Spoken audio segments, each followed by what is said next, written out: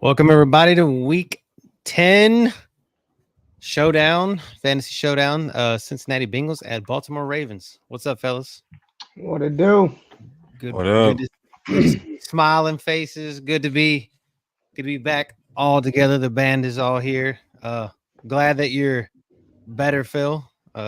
Beating the sickness. You can still Oh, hear I can hear the little Yeah. raspiness a little bit, but it gives you that I'm Batman. it. Yeah, we Gives you out here the Batman sounds. surviving RSV. It's no joke, man, and it's no joke at all. Now my son's school sending out stuff now that other classes have RSV. Somebody's got a hand, foot, and Mouth. whatever. Oh Yeah, they god, bro, got that shit's that. bad. And then there's another class with RSV, and it's like there's craziness is going around. Yeah, being sucks.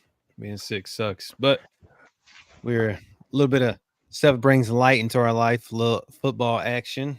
It is important week 10, as everybody knows. Giveaway on Saturday. Let's That it go. is. Tyreek Hill Jersey. So as you Giveaway guys week. all know, yeah, gotta be a subscriber. Gotta answer a trivia question. All the answer to the trivia question has been built in all the shows. You'll hear it again tonight, so stick around. And then answer that trivia question on Saturday. Be the first one to do it. If you see somebody else do it, still answer it because you gotta be a subscriber. So Gotta be. yeah, so that's been Don't the give key. up on the punch. Yes. So you don't know it, just keep answering until you think that you get it right. So but Brad and I play each other in the annual Coleman Pride versus B Keel Bowl this weekend in fantasy football. He's got a vested interest in this ball game that we're going to talk about tonight because his man is Joe Burrow. So Definitely got a couple of vested interests. I also have Justin Tucker running out tomorrow, which I think, in these type of matchups and then divisional matchups, a lot of times, sometimes the kicker will get those opportunities, those 50-yard opportunities, which is sort of that bread and butter for a kicker. You get one of those, you feeling like you score a touchdown a little bit. And those could be the difference for you in the season long. So I'm definitely excited about that. I think, is it this year though? We only played once. I think the last couple of years we've been playing 2 times. So it's always kind of cool. It feels a little bit like an NFL rivalry a little bit. But yeah, this has been going back probably, I guess, what is it, 10 years now? Oh, a decade, man. A decade. Yeah, a decade. So it's crazy where 10, time 10, goes 10. by, right? How much life has been lived in the last decade. But yeah, throughout that whole time, marriage, kids, the whole thing, life and career and development, starting this podcast. So it just is just crazy how everything kind of full circles a little bit, but definitely excited about that. 1 game or 2 games back in the division, but I think it's wide open for everybody, man. From a 14-man league perspective, at least in our league, it's just been interesting because, again, just even this late in the season, we're in week 10. It's wide open. Anyone could take it. A 4-game win streak could basically get you right from last place to first place. So that's been interesting from a 14-man league. But as I tell everybody, just keep shuffling your cards, and stacking them up, and eventually you just get that right formula, and then you can get some wins pulled off. Yeah, I should have been 7-3. I want to give a shout out to the Tampa Bay Buccaneers. Y'all some ass. Y'all should have never given up that touchdown to Kareem Hunt at the end of the ball game. First things first, you shouldn't have kicked the field goal. You should have went for 2 because you never give Patrick Mahomes the ball in overtime. Go ask Josh Allen. Go ask the 49ers. You don't give Patrick Mahomes the ball in overtime because the NFL is not going to let him lose. So the coin don't flip. The coin, it just I don't know, man. It's just bullshit. You should have. I was I so saw mad. some videos of that coin, man. That the dude messing with the coin before he flips it, and I was like, "Oh, I remember back in the day, even on Madden, dude. Like even Madden, like in the Super Nintendo, Sega Genesis days, they used to, or even back in the early PlayStations, you see the coin and then like it would show the heads or the tails. I can't tell you the last time I actually saw. They might show it before. Oh, this coin is got a football on one side and the Super Bowl logo on the other side. But I can never tell you the last time they actually took the camera and showed it at the ground and actually showed what the coin yeah." was. They don't show us anymore. Yeah, so I'm like, all right. So that's some straight bullshit. Like, and so you can't argue with it, I guess. That's the motto. You can't argue with it, so you got to do what you got to do. But it ended up screwing me in the end. So I dropped to 6-3. Should be in, like I said, 7-2. So I'm from the number 1 seed. I dropped down to the number 2 seed, and Brad is in the driver's seat, favored projections to take the dub this week and maybe put me back further. Well, we all know how projections go. Not to get too political, but you know how that goes. Projections don't matter. Projections don't matter. So, but a little bit of interesting things happened in the last, let's say, I'm so mad at that thing on the right. I'm not even gonna lie. There's two. Well, there's two things that there's two things that are imminently. I'm happy about one of them and mad about the other one. Yeah, I'm happy that Dennis Allen is gone. But when I was coming home from Mexico, how the city or like how the Saints Nation feel about that one, Phil? I wasn't sure if people were like calling for his head, kind of like how they are for the Jaguars. To be honest, I don't know. I just know it pissed me off because Are you talking about Allen or are you talking about Lattimore, Brad? The head coach. I just wasn't sure if they were calling for him to be fired because again, it was like you kind of hear that weekly on the local here in Jacksonville regarding our head coach. Just with the slide we've been on, so I just didn't know if that was the same happening over there with him, and that kind of triggered all the of fire. this happened when I was sick and sleeping every damn day. So I don't know, but I would say because I don't know because of that, I feel like I would have known if it was a problem. I feel like everybody was already like, yeah, this is good. But Lattimore too, man, come on, dude. Like, every time I talk about him on here, it's lockdown motherfucking coverage, man. That number 1 wide receiver on every team is not gonna shine, and you just got rid of that. And now next year when we play Tampa Bay twice, I'm gonna tell y'all now, Mike Evans is gonna feast on us, boy, because he don't got to deal with that no more. No matter who we get, Mike Evans is about to feast. Yeah, Mike Evans. He's the most happy guy about this that I think I could think of. Yeah. Besides Lattimore himself going to an actual contender, someone's in the Redskins just got so good, it's fucking crazy. That defense, that was a great team they went from kind of zeros to heroes. They knew they had a chance, going on. Man. The best thing going on in Washington D.C. at this pertinent moment in time right now is definitely the Washington Commanders. No matter what side of political spectrum you're on, politics suck one way or the other, but let's just say that the Washington Commanders are the best DC. The Redskins about to hold it down. All hail, right? So that was a good pick for them, man. They know they have a shot this year and to get better right now. That was they needed to get better on defense. They didn't need to get better on offense. That was it.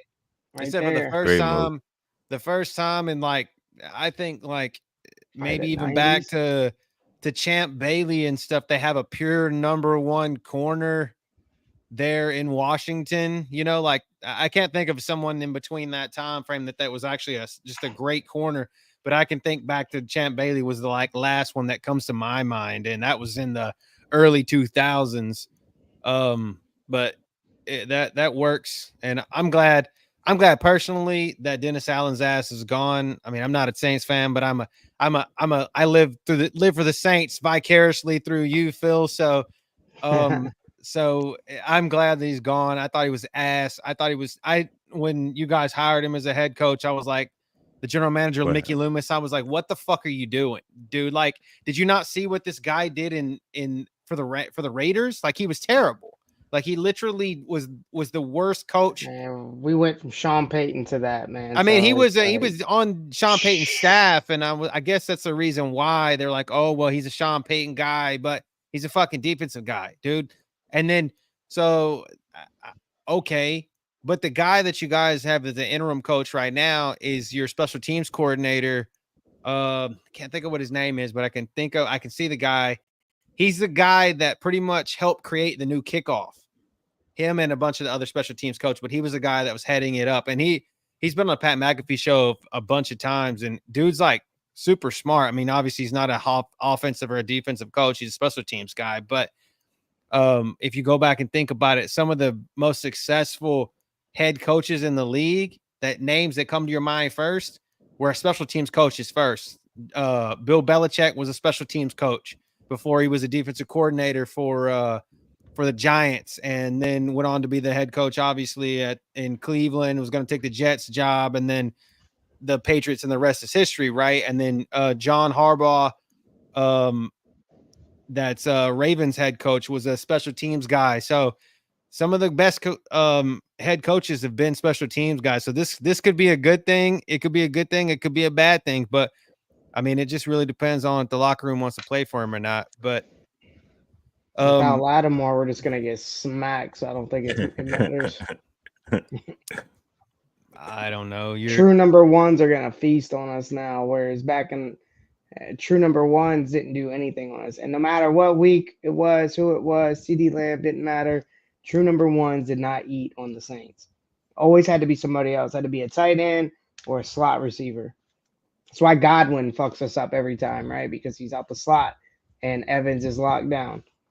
Well, you get the Falcons this weekend, maybe without Drake London.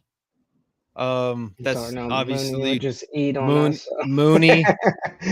And Bijan. Then the next Cousins is looking crazy. That might make the slate. That might make the slate. That game. Yeah, they might for the Saturday show. Got a new coach. Doesn't know really what to do, especially since we lost Beast on defense. See what Vegas says. Just because of the last couple scoring weeks for Atlanta have been up there. Oh, and you get the Buccaneers at the last game of the regular season, by the way, and they'll have Mike Evans. You'll get Mike Evans back before then, so your Mike Evans pick might just come to fruition in January. So there we go. He'll eat. And you play the Commanders too in December. So I'm not gonna hear the end of it from all the Maryland folks. Yeah. All my Maryland friends are gonna be on the line talking shit.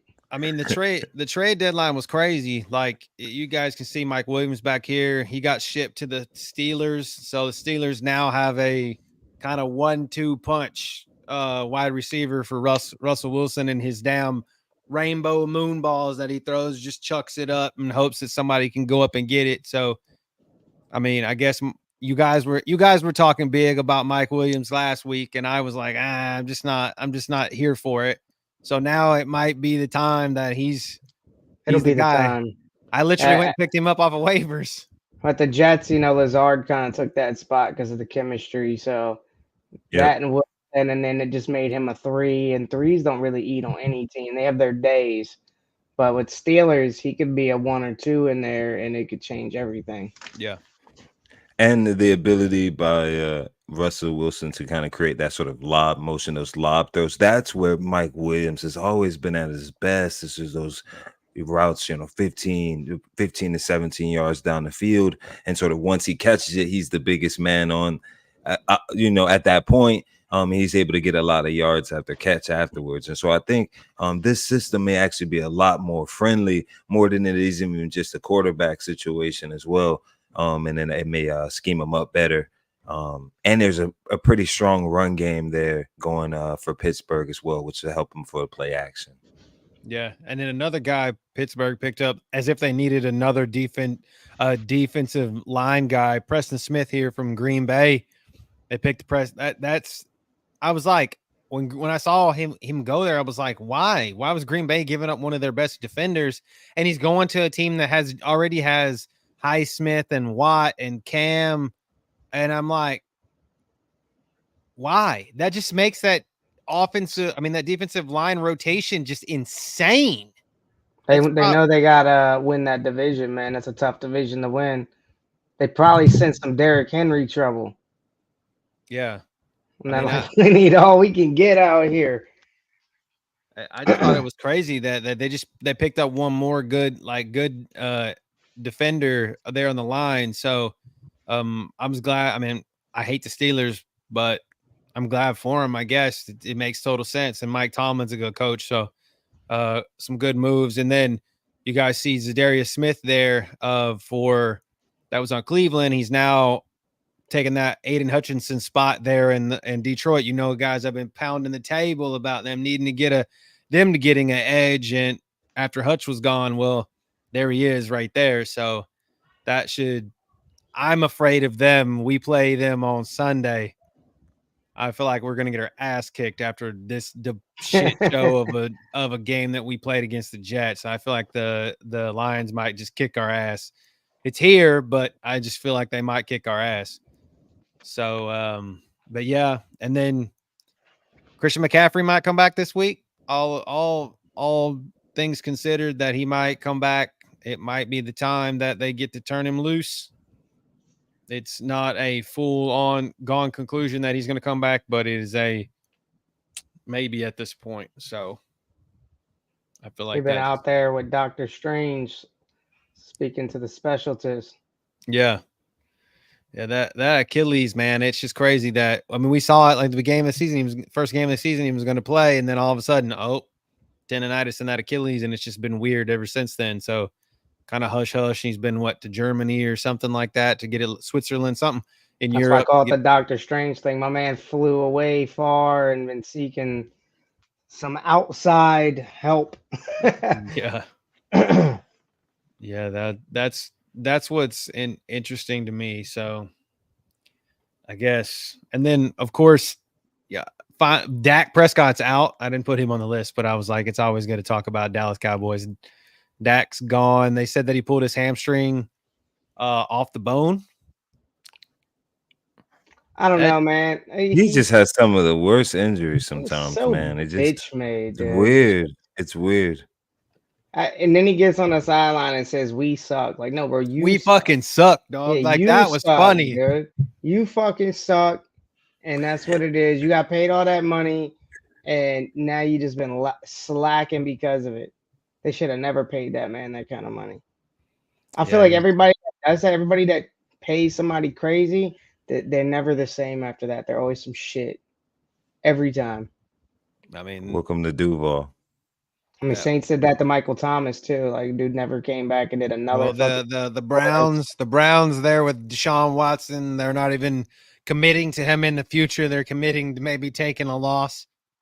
I mean, there's a lot of quarterbacks out there that I just feel like that they've played like shit since they've gotten paid. And the only one that I really feel like that he hasn't played like shit since he's got paid is Joe Burrow. I mean, he had a 5 touchdown. He got injured though when he got paid. He got fucking out, and I'm like, here we go. Yeah, but this season it's not been his fault. I mean, dude, he was nursing it. He was fucking playing, but nursing it. Nobody knew what was wrong, and then he comes out and he's like, "Yeah, I'm still dealing with pain." Yeah, you could have said that before I played every fucking week.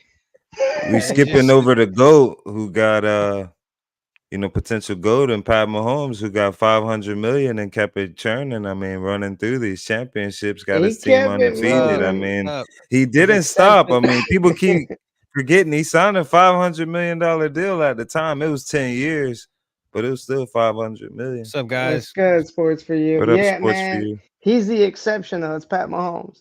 But also this year, man, he started sloppy. Interception. He has been sloppy. Yeah. He has been sloppy a little bit. I thought he was hurt. I'll take that performance with those W's every day. If they were doing that in Duval, we would be on fire. The city would be just. We wouldn't care one bit about the record and what he thrown. I mean, at the end of the day, it's about the W. They were doing that with poor offense performances.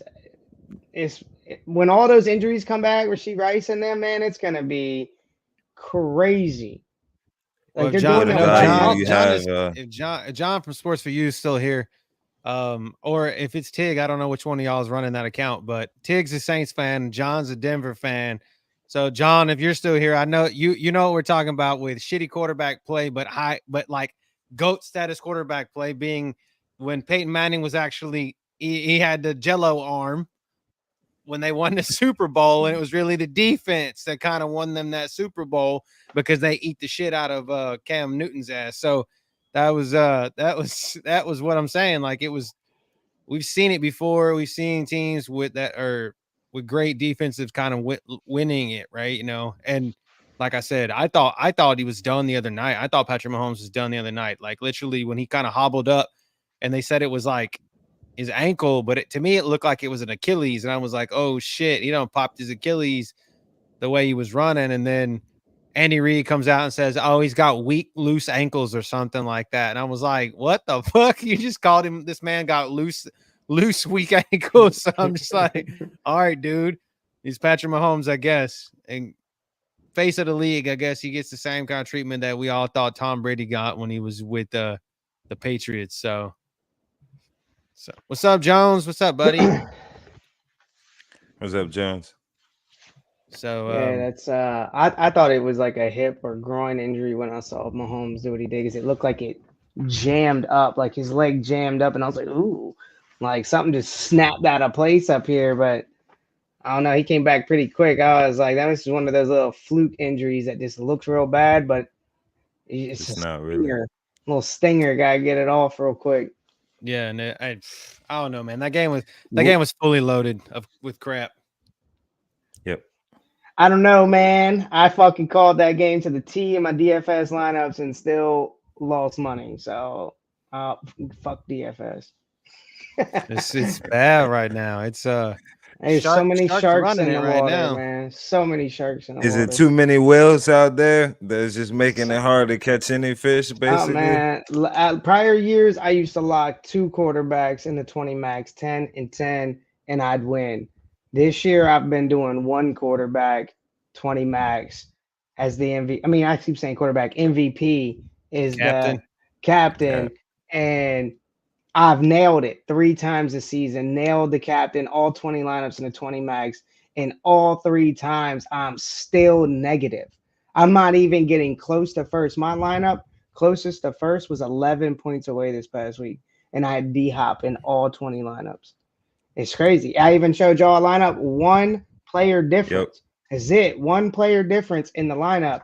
Still 11 points off from first. Like, sharks are out on DFS. They're watching these podcasts. They're paying for whatever.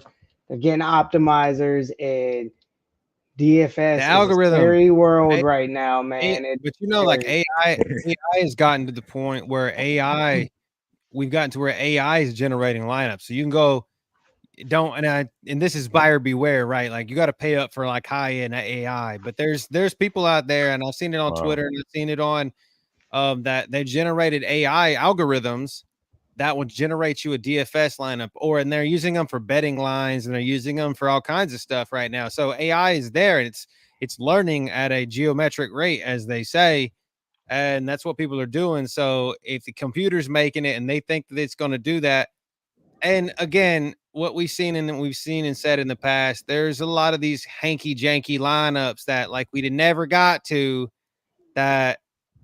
Okay, were these altered after lock?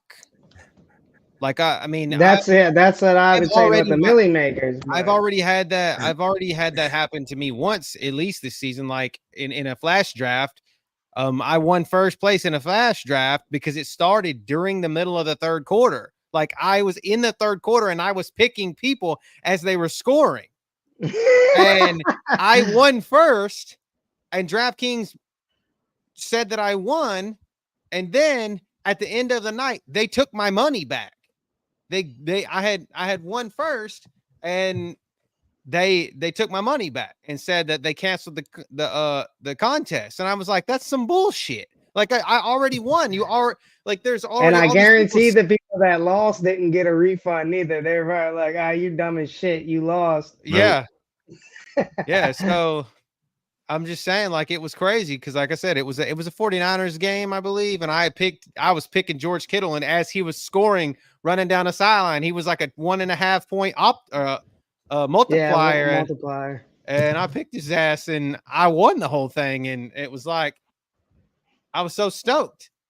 And then again at the end of the game, they came back and said, "Nah, we're pulling that shit. Like we're pulling your winnings and your and giving you your entry back." And I was like, "Son of a bitch." So, but yeah, kind of we can hop on over to some Millie action. With that being said, I do want to say that we did talk about some of these games, but I never would have thought that.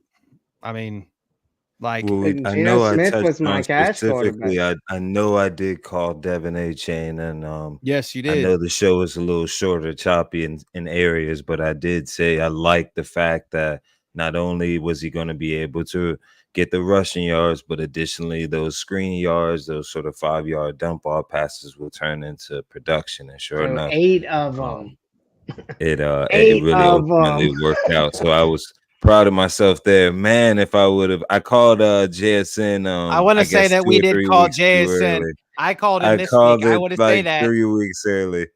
I said, please play JSN. He has been our mascot for Bowlers and Breeze for the last 2 years. Finally pops off for 40, man. I ripped Gino though. I was feeling, I didn't see that sort of performance happening. So I will say that I was kind of thinking that he was a little bit on the downslope a little bit. The last couple of games he hadn't played as well. But he definitely turned it up, and it seems like the guy here matched him with Jackson Smith and Jigba, which is the combo he needed. I played with that Geno and ownership. cash. I couldn't even cash, man. That's what I'm saying. The Sharks is out there. I mean, it was crazy though. Like his I ownership had was up Sutton in all my lineups, dude. So sorry I wasn't on the podcast to call that one for y'all, but Sutton was in all my lineups. I don't think Fresh is here, but Fresh had this interesting take during the show that he was going to run in FanDuel. He was going to run a Lamar Jackson, Mark Andrews, and Rashad Bateman. And I was like, I told him, I said it could pop. I mean, it literally. He was like, it's sneaky against Denver. I was like, yeah, the Denver defense. You saw what they did. It gave up against Carolina, but it's the problem is kind of something that we're going to talk about. I think we're going to talk about when we get to tomorrow night's game is about now. The Ravens have the problem that the damn Packers have. Who is Lamar going to throw the ball to? Now they went from, maybe 1-2 receivers that he throws the ball to. Now he's got 2 guys that have been number ones, and then Rashad Bateman, and then 2 tight ends that we don't know if they're number ones or not. Because Mark Andrews kind of went back to tight end purgatory this week and didn't score. That's the hard thing about playing him any week, though, is because he spreads the ball around. He harvests some of the touchdowns. Derrick Henry harvests some of the touchdowns.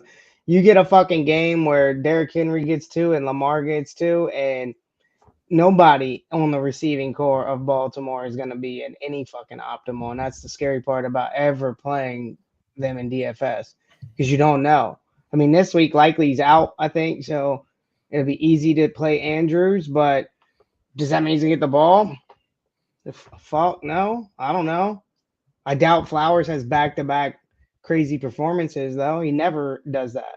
Yeah. I mean, it's been Flowers 1 week, Bateman 1 week, Flowers 1 week, and now they get Deontay Johnson. Probably full fresh, like. I think Lamar is going to pair well with him. Did you guys for Quentin Johnson? Did he show up on like optimizer list or anything like that? That was one on here that I didn't. I mean, he comes in, he goes away, but that was one that was interesting that they picked him. The guy who won the $100, the guy who won the $100 single entry had the quarterback for the Chargers, Herbert paired with him.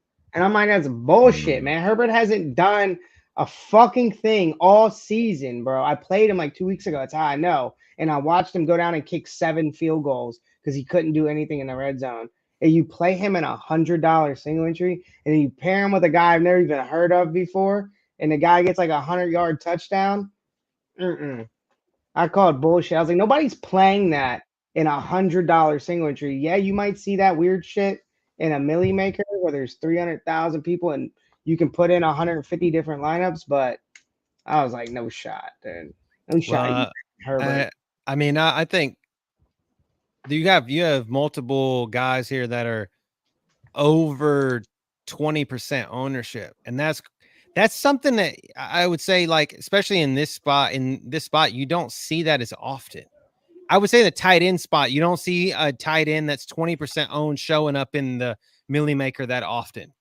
And I guess obviously this is driven by the 5 touchdown passes of Joe Burrow with Mike Gesicki there, but 21% him, 21% HN, which obviously, yes, that Las Vegas and Cincinnati line kept fluctuating. It was up high and then it went lower and then it kind of jumped up a half a point and then it went lower again. Vegas just sucks. And Cincinnati was just running it up. I'll tell you one good thing about this lineup is it faded to Chase Brown chalk. So I did as well in my $100 single entry. I played somebody else, can't think of who I played. Oh, DeAndre Swift, and I played Eckler instead to get off that chalk. And Eckler did his thing, but that is something probably that y'all could take from this. Anybody looking at this was Chase Brown was going to be absolute chalk, and they found a way to get off of that, and that's probably another reason why they won. Yeah, I did not play this week since I was out of the country. DraftKings doesn't work in Mexico, so they do have all kinds of you can go out of the resort and there's casinos like all down the road in the main road, but there's no DFS. So I was like, son of a bitch. So okay, look at the point discrepancy from second place. I know it's almost 20 points, man. Usually it's a fraction of a point. Yep, that's 19 points there, dude. Yeah, and that's wild. That's Quentin Johnson right there. That's what the fuck that is. Yeah. I feel like this dude picked the perfect lineups. You know how sometimes we're like, oh, you could have got more if you did this? I feel like you couldn't get any more. He maxed it out. Nothing more. That's what's sketchy about this. You got Quentin Johnson in it. Get the fuck out of here, dude. Anybody that played him this last week, I call bullshit. Nobody's playing turds on a team where the number ones haven't done anything fantasy valued this year. Like, I mean, yeah, you've had Lamb, Quentin Johnson, I believe, has been in a milli maker once, I think, already this season. I think he was like in week 1 or 2. And that was when we thought Ladd McConkey wasn't going to do anything. And then Ladd McConkey just all of a sudden did something. And then it was J.K. Dobbins for a couple weeks doing stuff. And then Quentin Johnson is the Keenan Allen, man. He's the every catch, every fucking play, but never gets in the end zone. Johnson is the Mike Williams now. Like literally what you guys saw. But they have done that in 8 weeks of season this year. They haven't had a good performance. Oh, I'm not saying I've ever played him. You're playing this guy is crazy. I mean, if we can make an argument for Quentin Johnson being the Mike Williams, I mean, we could do that about the 4th or 5th string on almost every football team. See something. It's wild. This dude, that's 262 points, is fucking crazy. I don't think people understand how many fantasy points that really is in a single week. We were looking at winners like 3 weeks ago where the winning lineup had like 190. Yep. And I was saying usually they're about 215 to 220. And then this one is 260. Yeah, week 1 was 196. Then we had 229. 240 in week 3. So there you go. So 240 won it in week 3. Then another 220, 236, 208, 185 won it in week 7. That's what it was 190. And then week 8 was 211. So this is by far the highest high end It's just probably the highest I've ever seen in any year.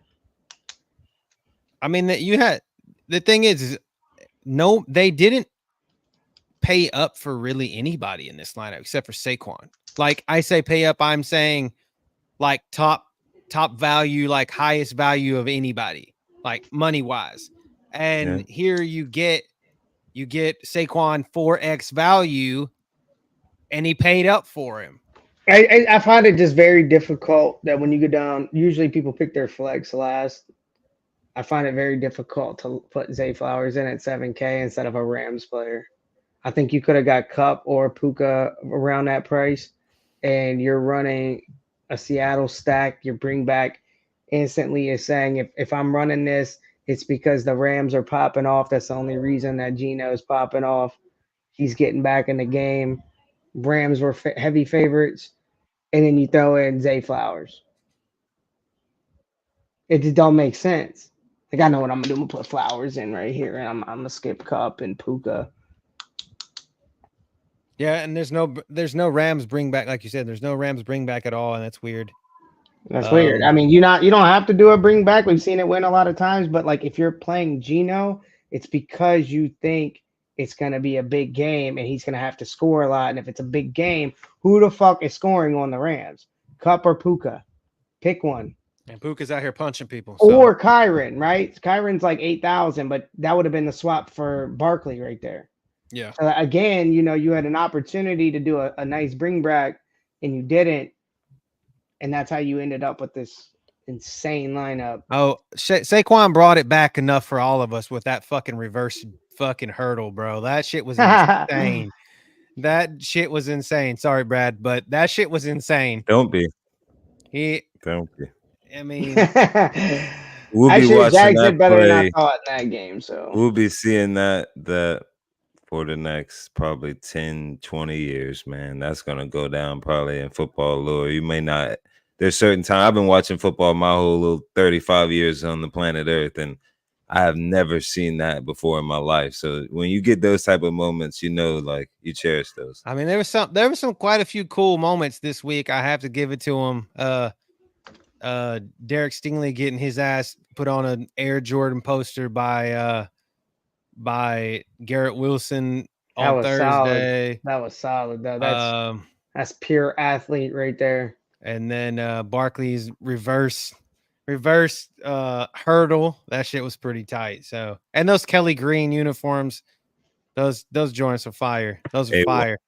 I think if this lineup says anything, it's back to like before DFS knowledge, just picking players you like this week.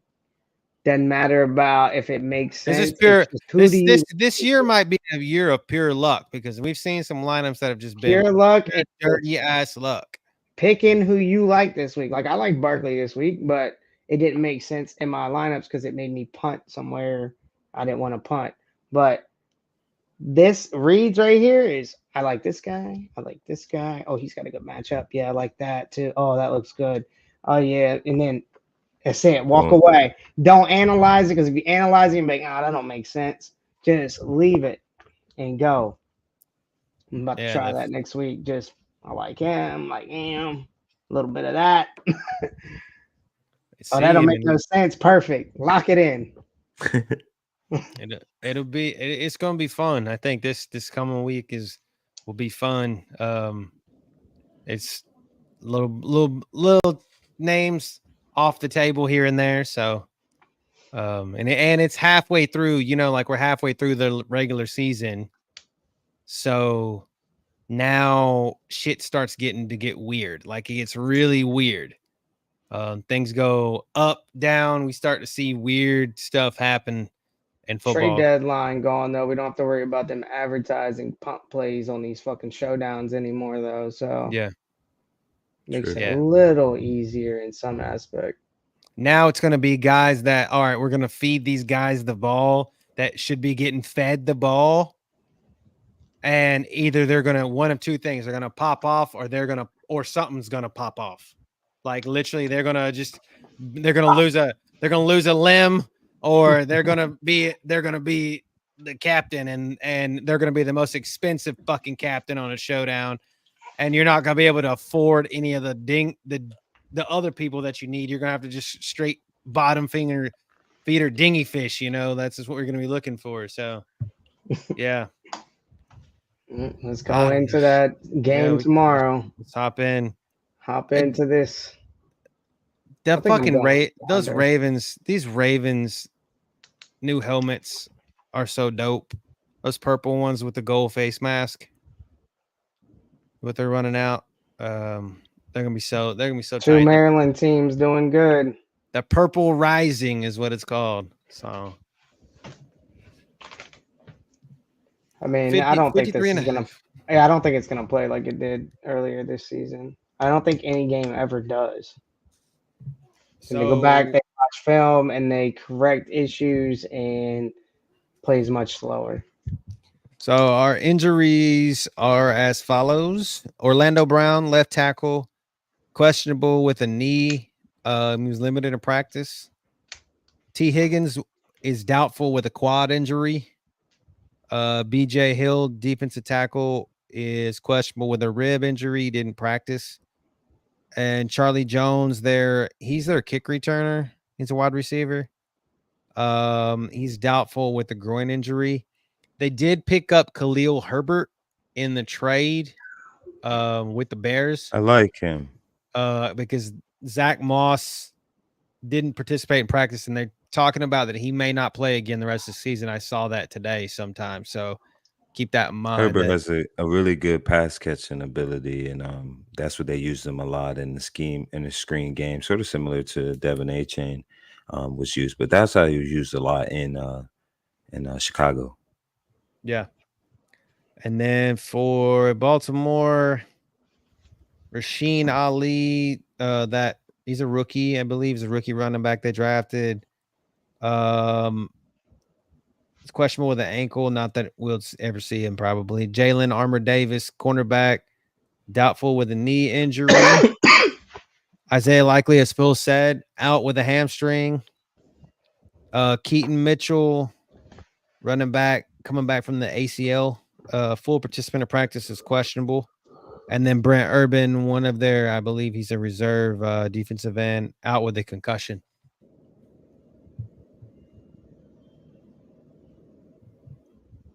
Oh, right. Goes down to ownership for me, you know that. But with that said, I think, like I said, Likely being out is a big impact. I think Andrews excels in this game. I think I saw something somewhere where the Bengals allow like the third most fantasy points to tight ends.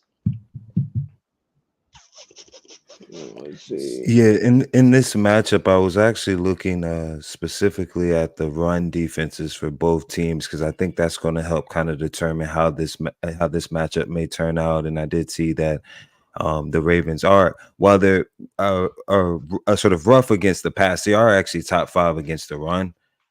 Which I think kind of lends to the fact of a sort of a Khalil Herbert on the other side for the Bengals. If you want to kind of get different tomorrow, just for the fact that I think that he may be able to do some things in the pass game tomorrow where you may not be able to get too much from the run game. Whereas on the flip side, you actually have the Bengals at about mid there, about 18th, 17th in the league against the run, which makes me feel really strongly that this matchup may just lean towards heavy chalk, heavy Henry, run it right at him, wear the defense down. But as Phil was saying, you can then build the play action off of that right into the hands of a Mark Andrews, who scored, I think, 3 touchdowns in the last 3 weeks. I know he kind of went away last week, but I think that might be a kind of a misnomer due to the fact that that was a blowout. But that they may get back to what he was kind of doing the 2 weeks prior, where you started to see that production start to come up back in line to sort of where he was last year from a fantasy perspective. And then kind of speak right on that, like Saquon Barkley 2 weeks ago, and I can compare and contrast Saquon Barkley and Derrick Henry. Saquon had 22 carries for 108 yards, rushing against the Bengals. And then kind of to your tight end, Grant Calcaterra, and he's no Mark Andrews and he's no Isaiah Likely, but he is what he is. He's 3 receptions for 58 yards against the Bengals. So that leans right into kind of what you're saying. And then, of course, obviously rushing, Jalen Hurts had 10 carries for 37 yards and 3 touchdowns rushing against the Bengals. Yeah. So, I mean, I had it mixed up. It's the Ravens who allow the 3rd most receiving yards to the tight ends. So Mike Gesicki's a good play, but Andrews being out there without Likely means he'll get back 50 to 60% of the snaps that he was not getting before, which is why I like him. And he's only coming in about 29% in the flex and only 3% in the captain.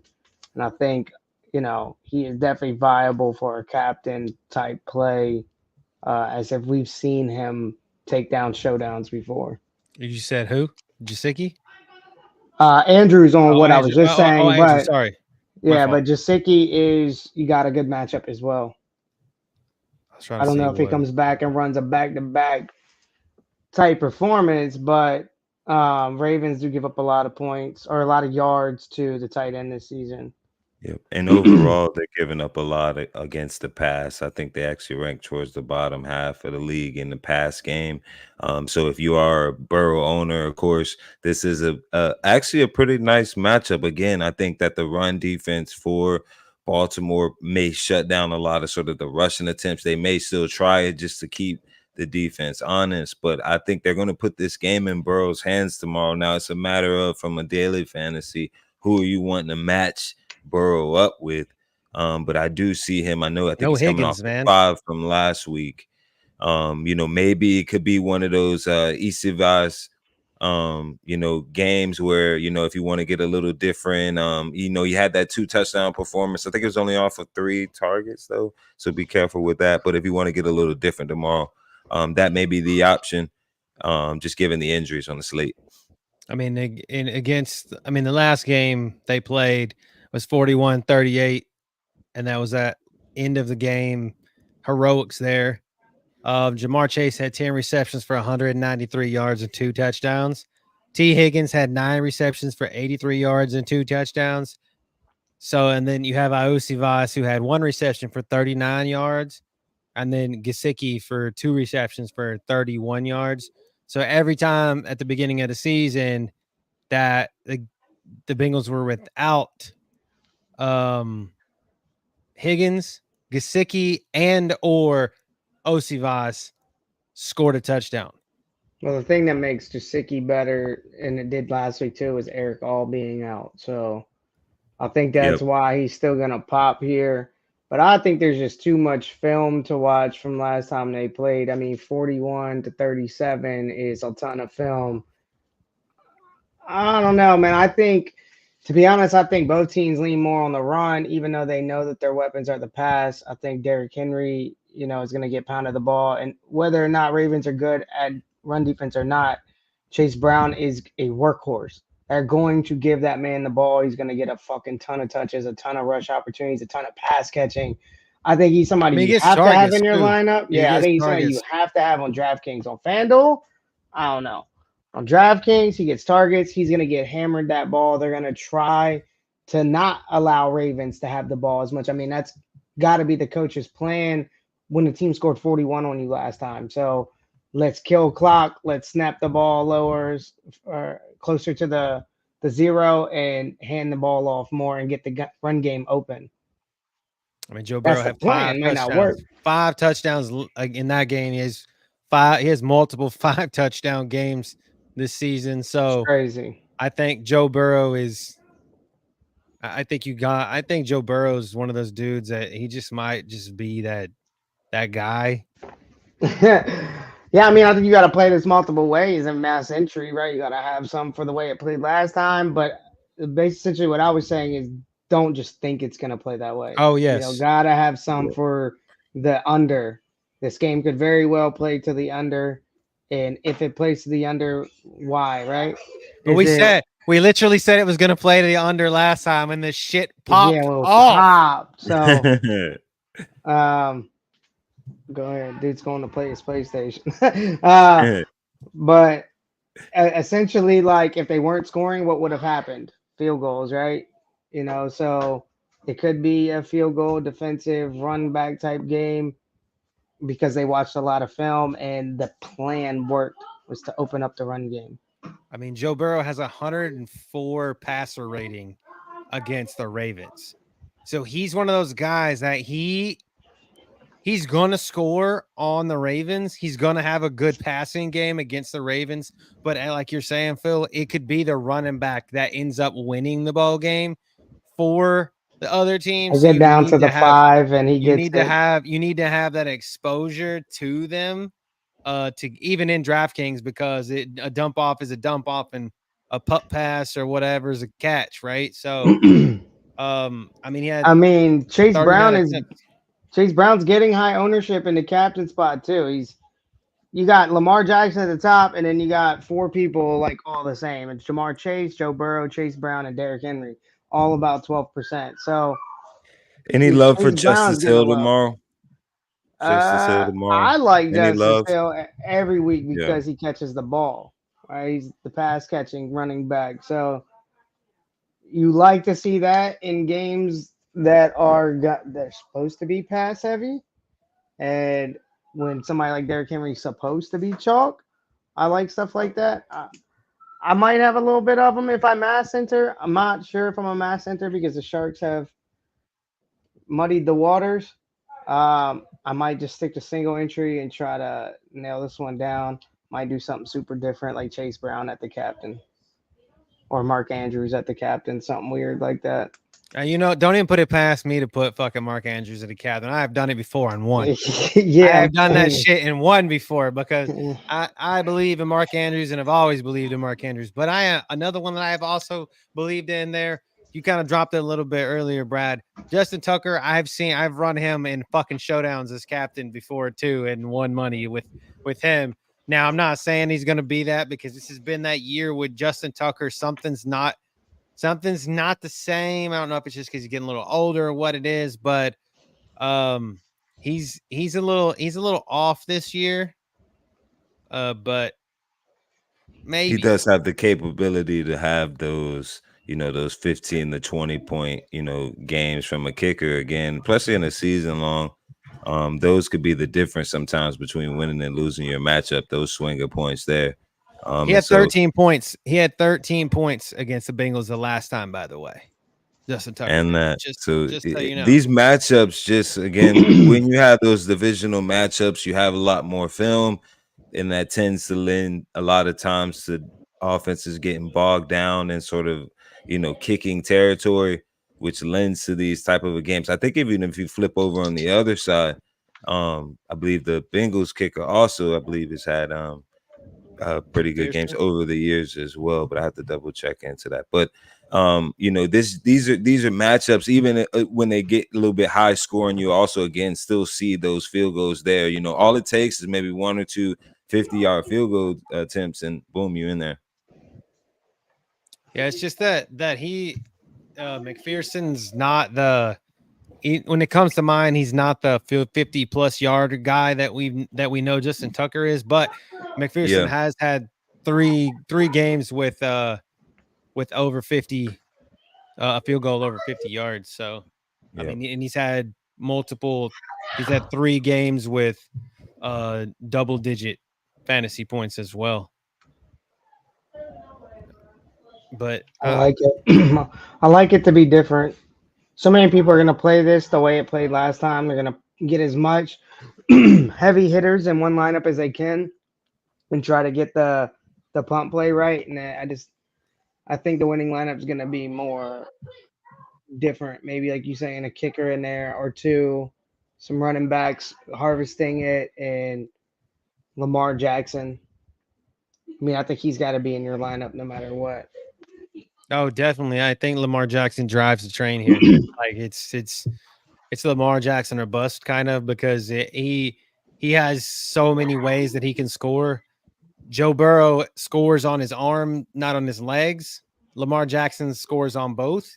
And so it's double the points. You have to pay up for. I'm not necessarily going. I don't think I'm going to go there.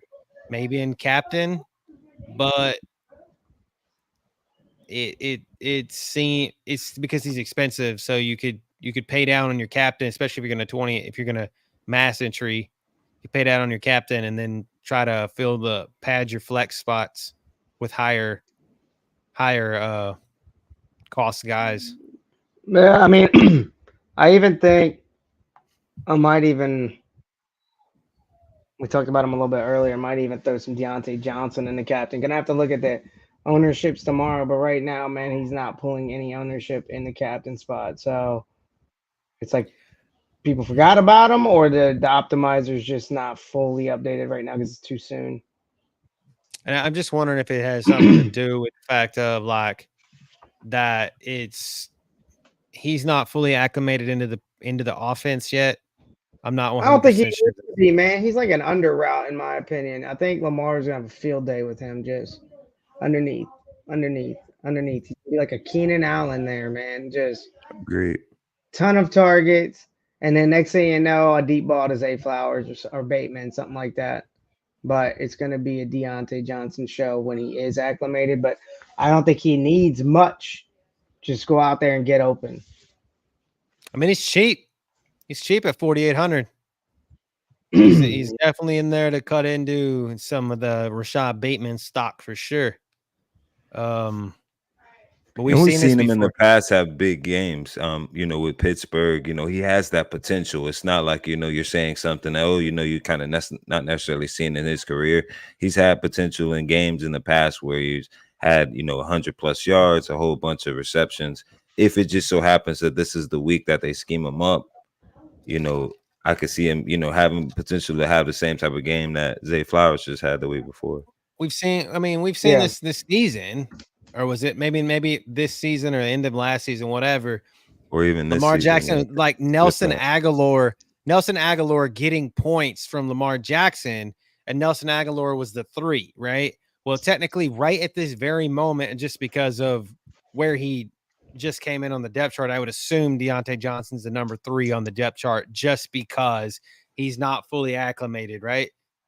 He's going to pull that action that Nelson Aguilar was getting before. And we've seen that's been Nelson Aguilar's screwed the slate up for all of us, because you're like, why is Nelson Aguilar in the game when you're expecting Bateman, or in the past, like a couple years ago or a year or so ago, Duvernay, you thought Duvernay was going to be that guy, and it's Nelson Aguilar. So I agree with the Deontay Johnson take. It's just, I feel like we're kind of in the, like I said before, the Green Bay Packers conundrum. Who is Lamar going to throw the ball to the most, or get the ball to? We already know he peppers everybody like he's cooking. So yeah, I mean, you want to get super different, you could fade Lamar.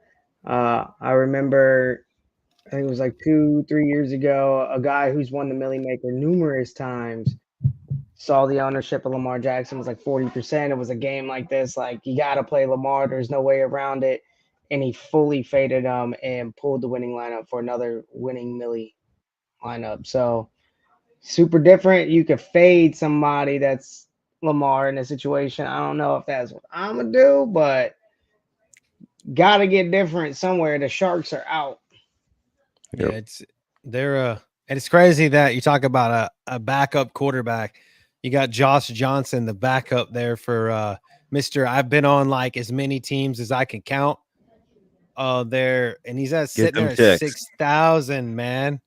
6,000. So get them that's checks. crazy. Yeah, I think it was it Lamar that like went out one time to go take a shit mid-game? And he like left. It was like last year. He left to go take a shit. He come back. Yeah, so I mean, it's just that, and you get that little backup quarterback in there, throw a touchdown while he's taking a shit, and then you got some weird ass lineup winning. Two quarterbacks from the same team in the same lineup. I think we've seen that.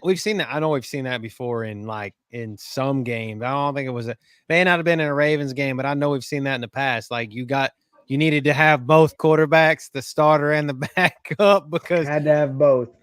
because they ran out there and the starter blew it out, and they took him out, and the backup. I'm sure if you I think did, it was Buffalo or something, like Mitch Trubisky and Josh Allen or some shit in the same lineup.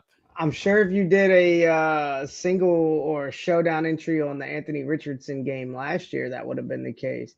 He came in like the first quarter, threw 3 touchdowns. It was like 21-0, and then he got injured and went out. You got to have him in the lineup, but you also got to have the next guy who came in and filled Gardner in. Minshew, Yeah, that was probably a for sure 2 quarterback, and people are probably like, what the fuck? It was a 3-quarter. It was a 3-quarterback one because it was against Houston. It was CJ, Gardner Minshew, and Anthony Richardson all in the same lineup. Yeah, I know exactly one you're talking about. So yeah, exactly. Yeah. So no, I guess. I mean, I'm thinking. I think Baltimore wins here. I don't know if they get. I don't think this gets a 53.5. Maybe it might get to. I think it's a 50. I think this game is closer than what it looks on paper. I think this is not. I don't think it's 30. It's 48 to 39 or whatever the hell it was last time. 41-38. My bad. I don't think it's there. I don't think it's 70 points. I don't think Baltimore covers the spread. I'm also going Baltimore on this one. I just like Henry. I think it's just that time of the year, man, where defenses start getting tired of tackling big guys like Henry, and just lends to good performances from him from a fantasy perspective. Whereas a little bit in the beginning of the year, sometimes he gets bogged down because the defenses aren't as tired yet. Just in this Thursday matchup, I think it's just prime for him to go off. Yeah, I'm gonna go with Bengals by the spread. I mean, I think Ravens might win this, but I think it's a field goal, not 5.5.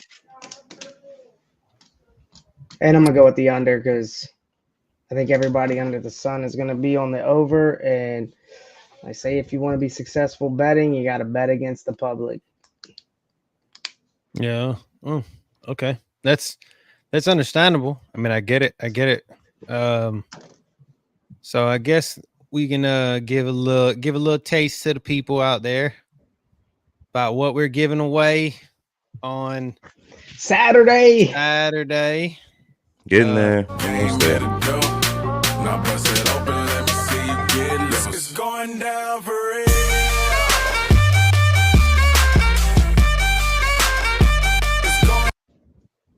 So this is brought to us by our good friend Phil here, Pistorio Law Firm. Coming through.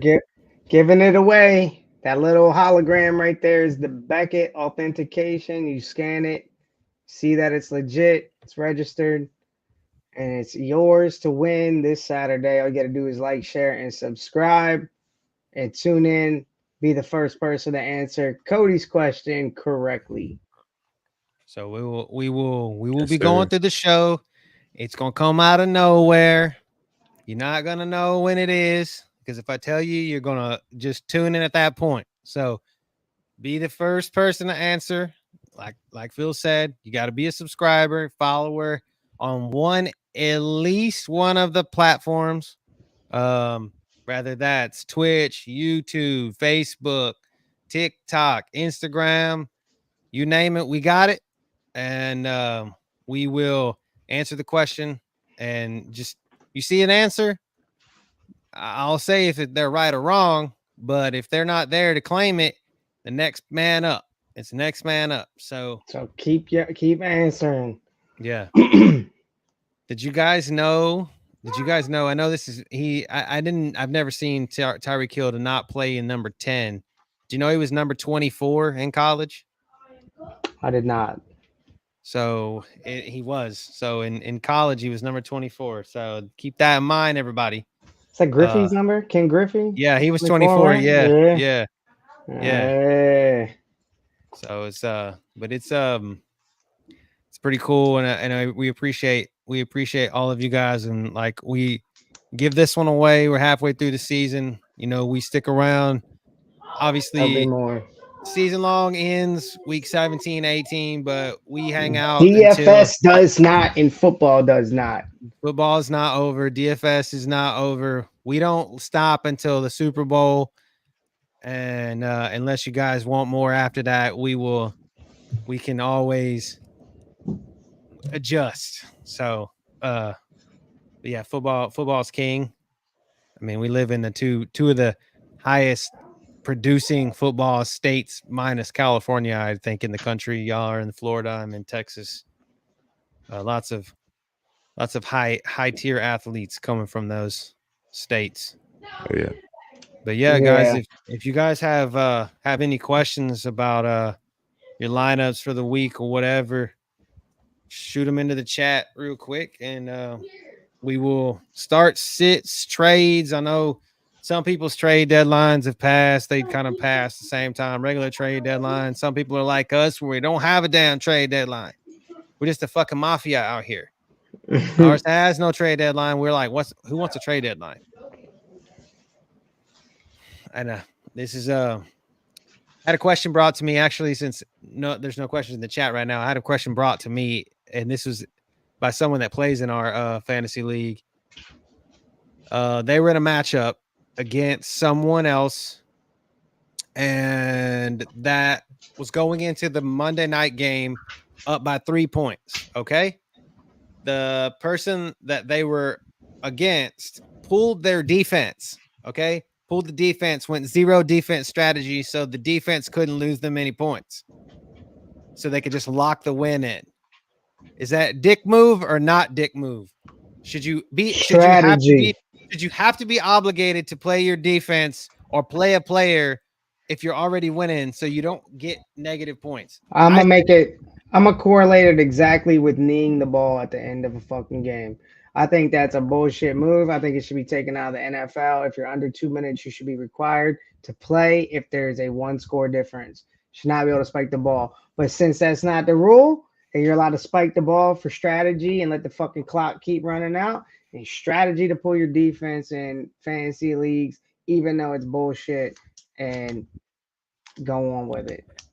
Herm Edwards once said you play to win the game. To win the game. That's exactly what I said. It's been 0 defensive strategy. It's just a matter of just pulling. If you had the opportunity and the matchup sits right, I know that I will do everything I possibly can to secure the W within the rules. If they don't allow you to pull it out, then that, and pull your defense out in your fantasy league, then that makes sense. But if that rule is available, not to get too political, if we don't like the rules, there's a system in place to change them. You know what I mean? Vote for it, God damn it.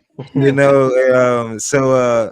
I'm sure all those leagues have the same system in place. So again, if there's that much of an issue that those leagues are upset or a person is upset, then change the rules. But I just think you should be able to play it how you want to. I mean, again, you don't have to run anybody out there if you feel that confident. You know what I mean? I said exactly. If you want to run the quarterback out there and go, because a defense, for instance, I've seen games where a defense would swing into the negative and actually lose people games because that defense swung into the negative. And so that fear is just, it's too much to handle something like that go wrong, and I do have to say that I won my other league Yahoo game this week because Taysom Hill in Yahoo Fantasy is still listed as a quarterback and a tight end, so you can play him in either spot.